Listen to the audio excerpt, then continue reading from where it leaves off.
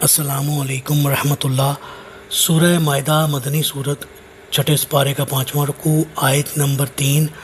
اعوذ باللہ من الشیطان الرجیم، بسم اللہ الرحمن الرحیم۔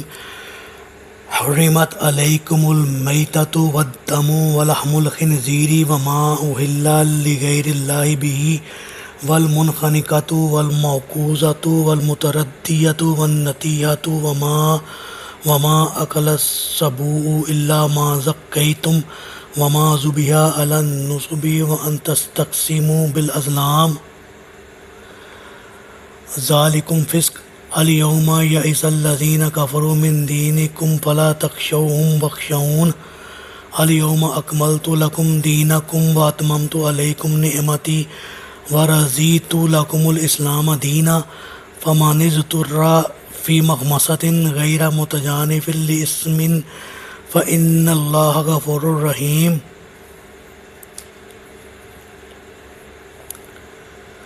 تم پر یہ چیزیں حرام کی گئی ہیں، مردار، خون، سور کا گوشت اور ہر وہ چیز جو اللہ کے علاوہ کسی اور کے نام سے مشہور کر دی جائے، نیز وہ جانور جو گلا گھٹ کر یا چوٹ کھا کر یا بلندی سے گر کر یا سینگ کی ضرب سے مر گیا ہو، نیز وہ جانور جسے کسی درندے نے پھاڑا ہو، الا یہ کہ ابھی وہ زندہ ہو اور تم اسے ذبح کر لو، نیز وہ جانور بھی جو کسی آستانے پر ذبح کیا گیا ہو، نیز ہر وہ چیز بھی حرام ہے جس میں فال کے تیروں سے تم اپنی قسمت معلوم کرو۔ یہ سب گناہ کے کام ہیں۔ آج کافر تمہارے دین سے پوری طرح مایوس ہو گئے ہیں، لہٰذا ان سے مت ڈرو، صرف مجھی سے ڈرو۔ آج کے دن میں نے تمہارا دین تمہارے لیے مکمل کر دیا اور تم پر اپنی نعمت پوری کر دی اور تمہارے لیے بحیثیت دین اسلام کو پسند کیا ہے۔ پھر اگر کوئی شخص بھوک کے مارے ان حرام کردہ چیزوں میں سے کسی چیز کو کھانے پر مجبور ہو جائے، بشرط یہ کہ وہ گناہ کی طرف مائل نہ ہو، تو اللہ یقیناً بخشنے والا اور رحم کرنے والا ہے۔ جی،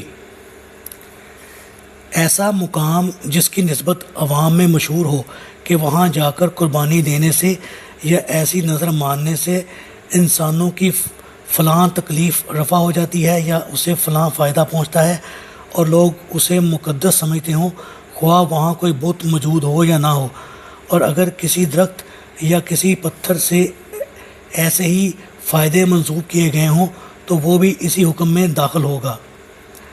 سیدنا ثابت بن ضحاک رضی اللہ تعالیٰ عنہ فرماتے ہیں کہ دور نبوی میں ایک شخص نے نظر مانی کہ وہ بوانا کے مقام پر ایک اونٹ قربانی کرے گا۔ پھر وہ آپ صلی اللہ علیہ وآلہ وسلم کے پاس آیا اور کہنے لگا، میں نے بوانا کے مقام پر ایک اونٹ ذبح کرنے کی مدد مانگی تھی۔ آپ صلی اللہ علیہ وآلہ وسلم نے پوچھا، کیا وہاں دور جاہلیت کے بتوں میں سے کوئی بت تھا جس کی عبادت کی جاتی رہی ہو؟ لوگوں نے کہا نہیں۔ پھر آپ صلی اللہ علیہ وآلہ وسلم نے پوچھا، کیا وہاں مشرکوں کی عیدوں میں سے کوئی عید، میلہ، عرس تو نہیں لگتا تھا؟ لوگوں نے کہا نہیں۔ تب آپ صلی اللہ علیہ وآلہ وسلم نے اس شخص سے کہا، اپنی نظر پوری کرو، البتہ اللہ کی نافرمانی میں نظر پوری کرنا جائز نہیں، اور نہ ایسی چیز میں جو ابن آدم کی ملکیت میں نہ ہو۔ قسمت کے تیروں کے ذریعے غیب کی خبریں یا اپنی اچھی یا بری قسمت کا حال معلوم کرنا محض توہم پرستی ہے اور ایمان بالجبت میں داخل ہے۔ یہ تیر عموماً کسی بت خانہ میں یا کافروں کے گمان کے مطابق کسی مقدس مقام پر پڑے رہتے تھے۔ جب کوئی اہم کام یا سفر درپیش ہوتا تو اپنے ان تیروں سے حالات معلوم کرتے۔ سیدہ عائشہ رضی اللہ تعالیٰ عنہ واقعہ ہجرت بیان کرتے ہوئے فرماتی ہیں کہ سراقہ بن مالک بن جعشم نے آپ صلی اللہ علیہ وآلہ وسلم کا تعاقب کرنا چاہا۔ سراقہ خود کہتے ہیں کہ میں نے اپنا گھوڑا دوڑایا تاکہ جلد از جلد انہیں جا پکڑوں۔ جب میں ان کے قریب پہنچ گیا تو گھوڑے نے ٹھوکر کھائی اور میں گر گیا۔ میں نے اٹھ کر اپنا ہاتھ اپنے ترکش میں ڈالا، اس سے تیر نکال کر یہ فال نکالی کہ میں ان لوگوں کو نقصان پہنچاؤں یا نہ پہنچاؤں، مگر فال میں وہ چیز نکلی جو مجھے پسند نہ تھی، تاہم میں اپنے گھوڑے پر سوار ہو گیا اور فال کی کوئی پرواہ نہ کی۔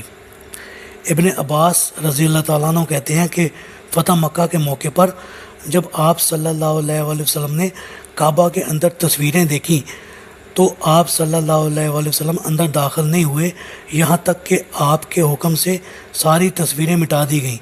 جب آپ صلی اللہ علیہ وآلہ وسلم نے ابراہیم علیہ السلام اور اسماعیل علیہ السلام کی تصویروں کو دیکھا، ان کے ہاتھوں میں تیر تھے، تو آپ صلی اللہ علیہ وآلہ وسلم نے فرمایا اللہ کی قسم انہوں نے کبھی تیروں سے فال نہیں نکالی تھی۔